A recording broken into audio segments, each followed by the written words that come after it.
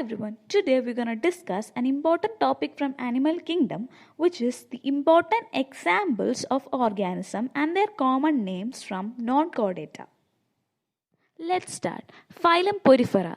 Phylum Porifera usually have pores in their body, so they are usually compared to sponges. The examples are Scyphon, which is called Scypha, Spongilla, called the freshwater sponge, Euspongia, or the true sponge, called barred sponge, Euplectella, called the Venus flower basket. Phylum Cnidaria. Phylum Cnidaria has a lot of examples that you need to remember.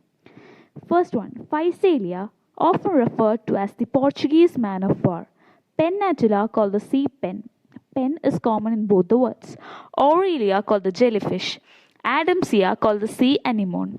You can remember by A. Gorgonia, called the sea fan. Meandrina, which is often called the brain coral because it resembles the brain. Fungia, called the mushroom coral, again because it looks like a fungi. Corallium, called the red coral, and Obelia, which is called the sea fur. Phylum Ctenophora. In Phylum Ctenophora, most of the organisms are spherical in shape.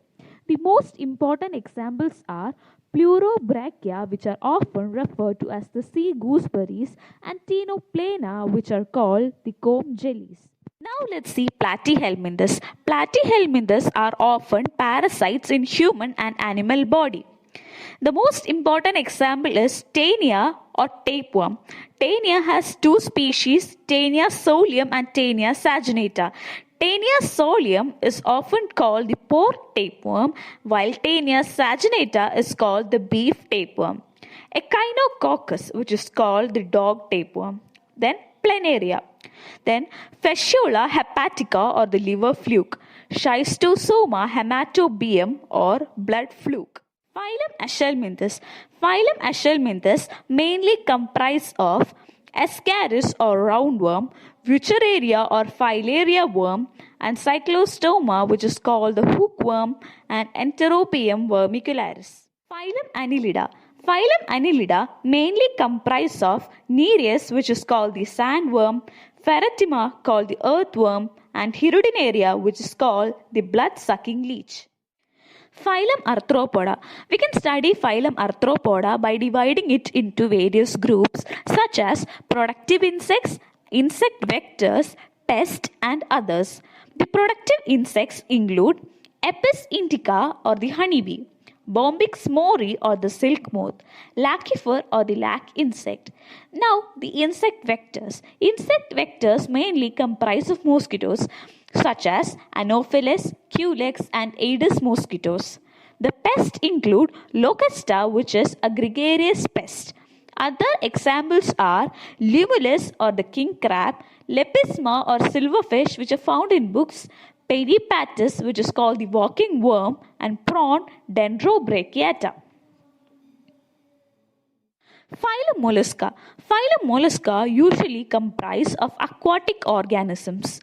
The important examples are Pila, which is also called the apple snail, Pinctada or the pearl oyster, Sepia, called the cuttlefish, Loligo, squid, and Octopus, which is often referred to as the devilfish, Aplysia or sea hare, Dentalium or the tusk shell, Chaetoplura, chitin, Unio, and Mytilus. These are very important because there might be match the following questions from these. Phylum Echinodermata or the spiny skinned organism.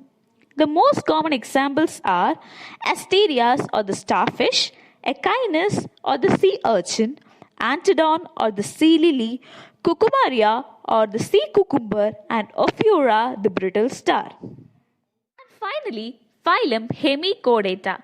Phylum Hemichordata usually comprise of two organisms, Balanoglossus and Sarcoglossus. Hope you found the video informative.